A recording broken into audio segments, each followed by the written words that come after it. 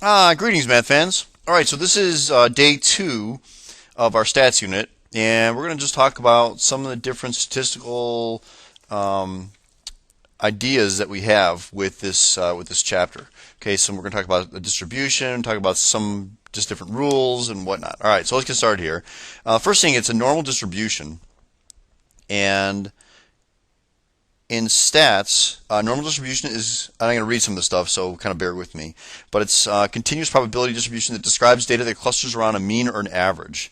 The graph of the associated function is bell-shaped with a peak at the mean and is known as a bell curve. Okay, you probably have heard this already, a bell curve. So I'm going to kind of cursor down here a little bit. You can see that's the graph, right? It's a bell curve. Anyway, it says the normal distribution can be used to describe at least approximately any variable that tends to cluster around the mean. For example, I always like to use the heights of adult males in the United States. They're roughly normally distributed with a mean of about 70 inches, which is about 5'10". So most men have a height close to the mean, though a small number have outliers that have a height significantly above or below the mean. Some, like, you're going to get some huge giant people, Yao Ming, right, so 7.5 feet tall, and some really short people too. A histogram of male heights will appear similar to a bell curve, with the correspondence becoming closer if more data is being used. What I mean by that is you create this normal distribution by creating a histogram. Okay, so if I would actually write on this, the histogram would kind of look like this, and then like this, and then it keeps going up and up and up, and then you get to here, and so the histogram is going to show you. It's going to create a bell curve. So the more data points I get, the closer it's going to look to the histogram or to the bell-shaped curve. Okay. So let's talk about a couple different things here. First of all, you have something called a standard deviation. And basically, it's a simple measure of variability or dispersion of a population, a data set, or a probability distribution. A low standard deviation indicates that the data points tend to be very close to the same value, which is the mean, while a high standard deviation indicates that the data is spread out over a large range of values. Okay, so if you look at, they actually talk about right here, standard deviations from the means. So if it's really close, within one standard deviation, you can see it's this material right here. Okay, and then 2 standard deviations include more, includes on both sides, and then you got 3 and 4, right? So depending on how many standard deviations from the mean, you get more and more data. All right, so let's keep going down here.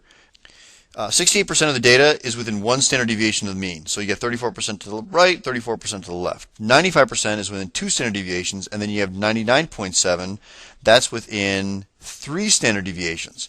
Now, that's a lot. 99.7 is like most of the population. You're just missing 0.3% of the data, which is not very much to miss, kind of.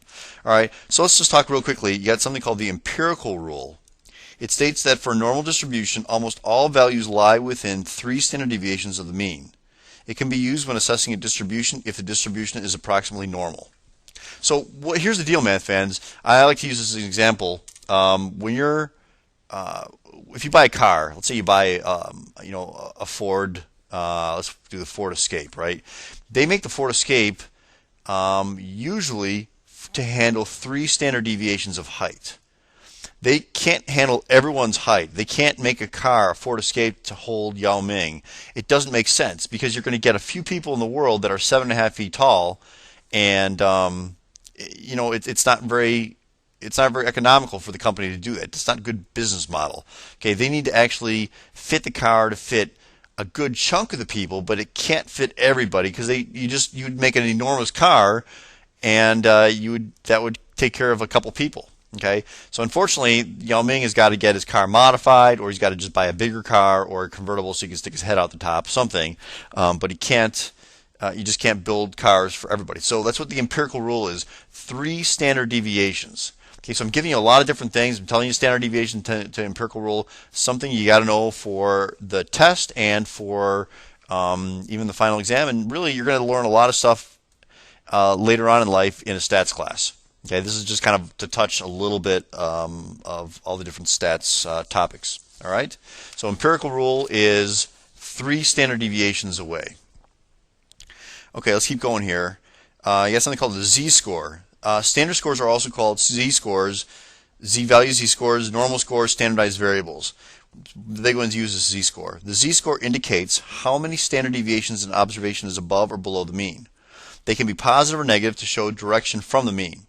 So basically, if I said I'm, two Z-scores, positive two Z-scores from the average of the test that I took, that means I did pretty well. That means I got 2 standard deviation above it. If I said, and standard deviation is positive, it's a positive standard deviation whether it's to the left or the right. Z-scores actually make it a positive and negative value. Okay, so you can say, yeah, I scored 2 Z-scores. Now my Z-score was -2.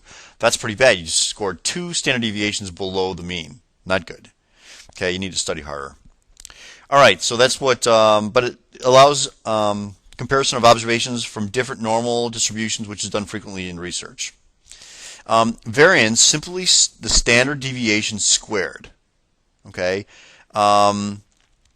this is more statistical stuff here. You can read this. Okay, but let's look at this next line here. Squaring the difference has advantages of making each term positive so that the positive values above the mean do not cancel the values below the mean. All right, so basically what that's saying is if I had somebody did a standard deviation of 1 away, positive 1, and then they did a standard deviation going the other way, they don't cancel each other out. When you square it, they both become positive. Okay. Another advantage of squaring it is that it adds more weight to the larger differences. So if I had a standard deviation away from a test grade of 3, I square that, I get my variance as 9. As opposed to somebody who had a standard deviation of 1, their variance would also be 1 because you square 1, you get 1. Okay. So that's some of the advantages of variance. All right. Keep going here. We have bimodal distribution, a continuous probability distribution with 2 modes. We talked about this already with mode. If it's multimodal, it's got bimodal. You can be bimodal, trimodal, quadmodal, whatever. But that's usually with like one piece of data. Like if I remember in the last worksheet, it was like 95, 95, 95. Okay, so the mode was 95 just with data. But if I'm looking at a chart or a distribution, you can see it's bimodal because you have 2 areas. Even though they're not single bars, the 2 areas that are higher. So that one's bimodal. Or in this case here, 2 areas that are higher, so that is bimodal. A good example of this is if you have a rough test where students who studied, they earned an A, and then you have students that didn't study. So it's either you studied or you didn't. If you studied, you got an A. If you didn't study, you got an F. So there are not too many D's, C's, or B's. That would be considered bimodal. Okay, so that's not too bad. Skewed data. Okay, if you have a skewed data, if you can look at these little graphs down below here, skewed data, if I have negative skewed data, the left tail is longer. That means most of my distribution is concentrated on the right of the figure. It has very few or relatively few low values, then the distribution is said to be skewed left. So you can see, basically, if you see a negative skew, that means it's pointing in the negative direction. See how that tail is kind of pointing in the negative direction? And if it's a positive skew, that tail is pointing in the positive direction. Okay, just kind of a good way to remember that, because sometimes kids get confused. They think a negative skew has like a lot of the data in the negative area, and they get confused, and they think the negative is a positive and negative. But just remember, negative skew means the tail's pointing to the negative, and a positive skew is a positive, it's pointing to the positive direction of the tail. Okay? What's going on here, though, is you can see with this dotted line here, I can kind of accentuate this a little bit. That's like the normal graph. So what's going on is most of the data is to the right, but you had a couple of people or a couple of pieces of data that actually pulled it to the left. I think a good description of what this is even like the height of people, right? You get the average height of people, but if you got a bunch of short people in there, they're going to bring that or stretch this out to the left a little bit. Or if you on a test, if you have a lot of people that did okay, right? They did, you have the basic normal distribution here, but you have some people that didn't study, right? And that's the people that didn't study. It's going to kind of pull it to the left. Same thing with a positive skew. If you people who basically kind of break the curve. You always get mad at those people who are like, oh man, that person got like 95%, and everyone else got like 80%, so the average was lower. But they brought the curve up, or they set the curve based on that person. Well, that's what's going on here. Is those people are doing really well. Here's the true distribution without those people, but because you have a couple of people that did really well, they positively skew it, so it goes to the right. Okay. So let's take a look. It says a couple questions here. It says, what is a better estimate of the average for a skewed distribution, mean or median? Well, two ways you can kind of know how to understand how to answer this. The real reason, first of all, the answer is median. And the reason you know this is because this is in bold. That's not really the reason. But a better estimate is a median because, think about it. If I have a median, let's actually do the positive skew. Do you guys agree that I have, let's say this is my median right here. It's like the physical middle. That's not a great middle. But let's say it's the physical middle of the graph. What's going to happen is these people are not going to affect it very much. Because it doesn't matter if they've got 100%, they got all the extra credit, they're still the right side of the median, right? So the median doesn't care how well they do. It just cares that, hey, you got some A's and B's on the right side and C's, D's, and F's on the left-hand side. It doesn't care how high. It could be a 0 for an F, or it could be 150% for the A. It doesn't matter because a median doesn't matter with scores. It only matters with physical middle of the data. Now a mean, that would be a different story. Because a mean, that's what happens is it pulls it, if I get some people that are doing really well, it pulls the data over to the right and it changes the mean. So that's what kind of messes up the curve for people. Okay? So anyway, just to go back to answer this, our answer of course was median, right? The second question here, would you rather have a positive or negative skew for a test? Well, look at this, fans. Which one? Well, obviously this one's bold, so we're going to say negative. But wouldn't you rather have most people right here in this area?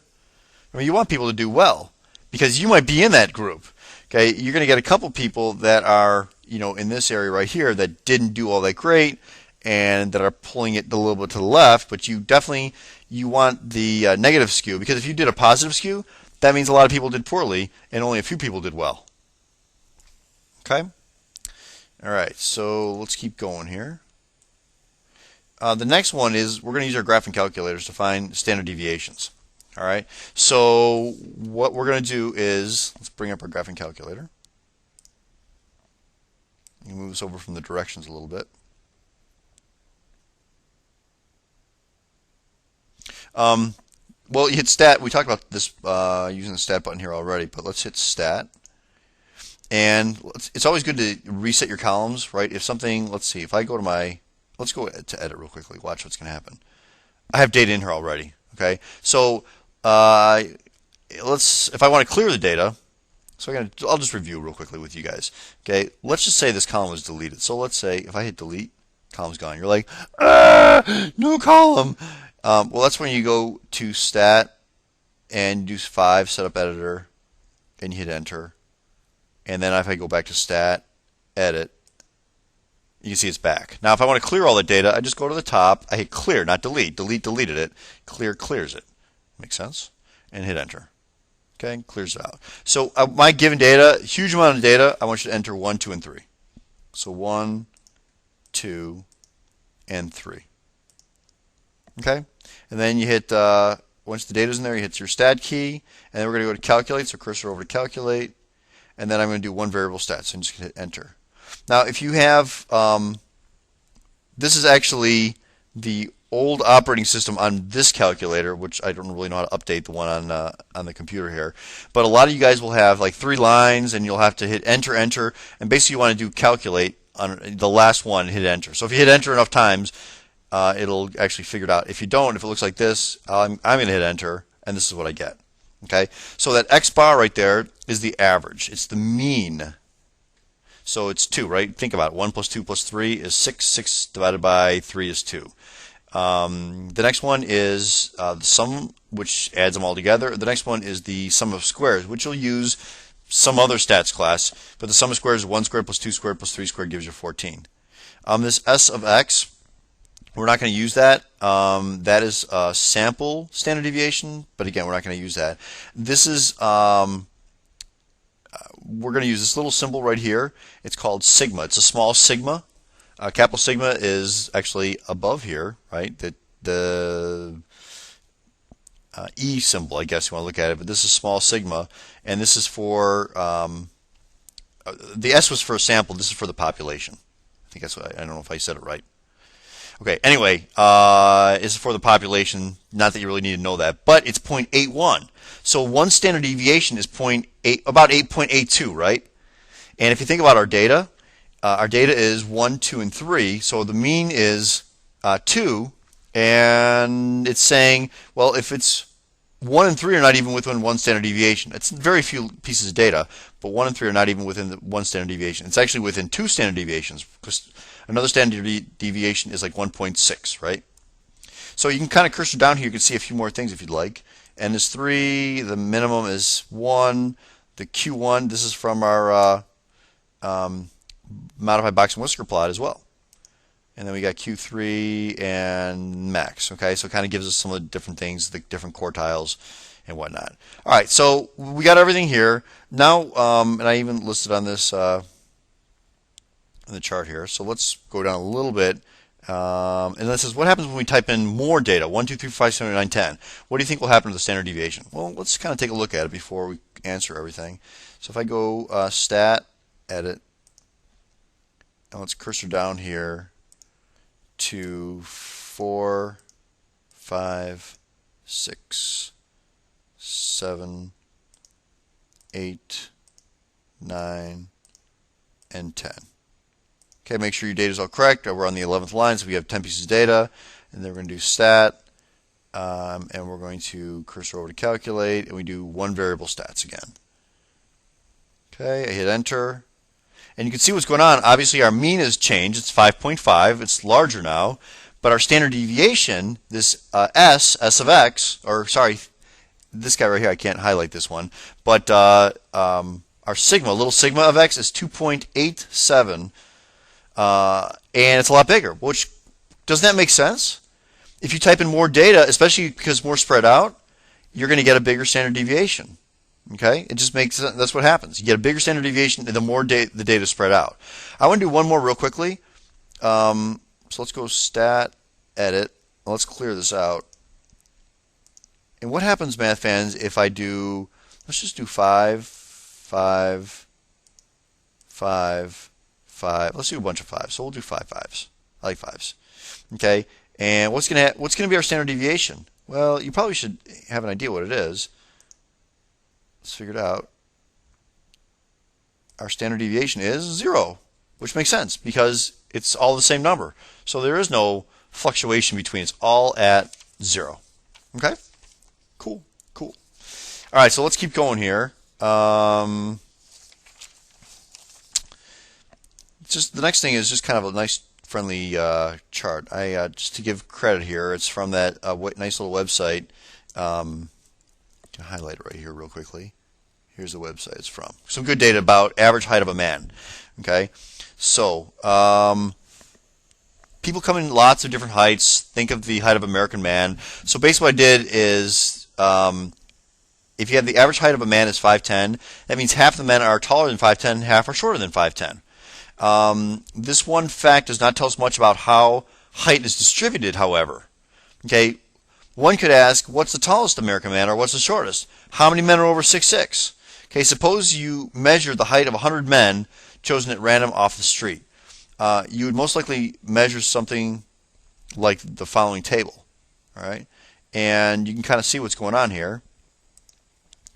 You might get one guy that's 5'3" and one guy that's 6'4", but you're not really going to get too many people that are 6'5", 6'6", 6'7". That's pretty tall. It doesn't happen that often. You're not going to find too many people that are really short, like 5'2" and 5'1". Okay, so that's kind of, again, you can see I got a bunch of bar charts here, right? It goes up to 7. So it's like it's a histogram, and it kind of the normal distribution kind of goes right on top of the bell curve, right? Okay. And so I kind of talk a little bit about it. Turns out that the man's height falls in what's called a standard distribution or a bell curve. And they talk a little bit about the number of men, between 5'7", 6 feet tall, depending on standard deviation. So let's look at a couple names here. I have Michael Jordan and Kobe Bryant are 6'7". There's about 130,000 people like that. Larry Bird's about 6'9". Karl Malone 6'9". What's going on here, math fans, is you can see there are 130,000 people in the United States. There are, of course, about 300 million people in total in the U.S., and so there are not many people that are 6'6" and 6'7". Okay, when I jump to 6'9", that number gets even smaller, significantly smaller. It's 3,200. And then you get to Shaquille O'Neal or Wilt Chamberlain or Kareem Abdul-Jabbar. They're like 7'1", 7'2". Okay, there's like 28 people in the United States that tall. And then you get to Yao Ming, who's 7'5". The numbers are not real clear here, but Yao Ming's 7'5", and there are only 2 of them in the world. I think there are probably more, but I'm not quite sure how they came up with those. But not many people in the world that have that many that height. Okay, but you can see the standard deviations. That's 6 standard deviations. You don't build a car with 6 standard deviations. You build it with 3 standard deviations, maybe, or 2, because 130,000 people. Well, that's still a good amount, right? It's still not bad. But do you really want to make a car for 3,200 people? I mean, I don't know. Maybe it's a pretty specialized car. I guess if you're making a Rolls Royce or a Ferrari, maybe you do. But if you're making a Ford, or a GM car, I don't think you really want to deal with 3,200 people, or even worse, 28, or even worse, Yao Ming, 2 people. Okay, it's like shoes, right? If you go and go shopping for shoes, maybe you can go to Kohl's and you can buy a size 15 at the most. All right, which handles probably a good chunk of people. Probably handles the empirical rule of 3 standard deviations. But you start getting size 16, 17, it doesn't handle those people, with that's huge size. Okay, so that's kind of how standard deviation works, is for industry, right? They're always looking to see what size to get for, or how many standard deviations to go out to build that. Because like for Nike, do they want to build a size 20 shoe? Well, maybe they do, because you're going to get a couple basketball players out in the court that have a size 20 shoe, and you want to advertise for Nike. Oh, wow, look at that guy. He's a real tall guy, and gee, where's Nike? Maybe if I get Nike shoes, I'll play basketball really well. Okay?